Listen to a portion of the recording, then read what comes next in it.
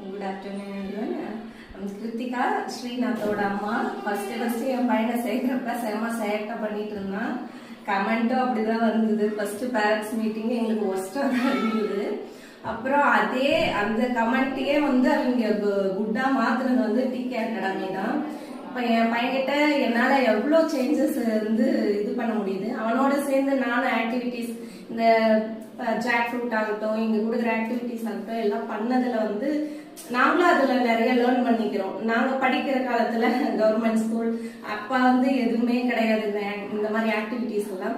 இப்போ இவங்களோட நானும் இன்வால்வ் பண்ணுறதுனால எனக்கு அது பண்ணுறதுக்கான சான்ஸ் எனக்கும் கிடைக்குது.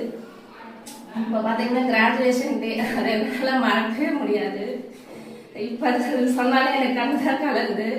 ஏன்னா எனக்கு நான் இன்ஜினியரிங் படிச்சு கிராஜுவேட் வாங்குறப்ப அப்ப இருந்த சந்தோஷத்தோட இப்ப என் பையன் வாங்குறத நினைச்சா எனக்கு ரொம்ப பெருமையா இருக்கு. ஏன்னா அப்ப வந்து அப்பா அம்மா எங்க கூட வரல. இப்ப நான் அவனோட இருக்கிறது பாத்தீங்கன்னா இப்ப அவனோட நான் வந்து அவனுக்கு சப்போர்ட்டா இருக்கிறேன் அப்படிங்கறதுலயே எனக்கு ஒரு பெருமையா இருக்கு. இப்ப கொடுத்தாங்க போட்டோ கூட நான் எக்ஸ்பெக்டே பண்ணல இந்த அளவுக்கு கொடுப்பாங்கன்ட்டு. அது ஆக்சுவலா அவன் போட்டோ மட்டும் இருக்கும், அவங்க பேர் இருக்கும், அந்த மாதிரி தான் எக்ஸ்பெக்ட் பண்ணேன். அந்த டெக்கரேட்டர் ஆகட்டும், அந்த போட்டோவே எனக்கு அப்படி போட்டோ மட்டும் இருக்கும், அவங்க பேர் இருக்கும், அந்த மாதிரி தான் எக்ஸ்பெக்ட் பண்ணேன்.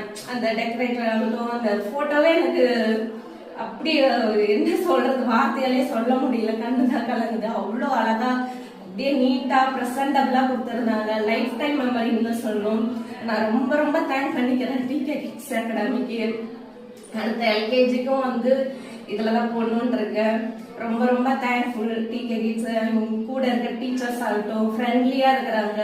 என் பையன் ஸ்கூல் வர்றதுக்கு ஃபர்ஸ்ட் 1 வீக் அழுதான். ஆட்டோமேட்டிக்கா சைல்டு அழுதான், பேரண்ட்ஸுக்கும் இதுதாகும். அதெல்லாம் இருந்தது. ஃபர்ஸ்ட் ஸ்ட்ரகிள் வந்து நிறையவே இருந்தது அந்த 1 வீக். ஆஃப்டர் 1 வீக் வந்து அவனே வந்து அழுகாம போறப்ப அது ஆட்டோமேட்டிக்கா நம்ம மைண்ட் செட்டும் இதாயிடுச்சு.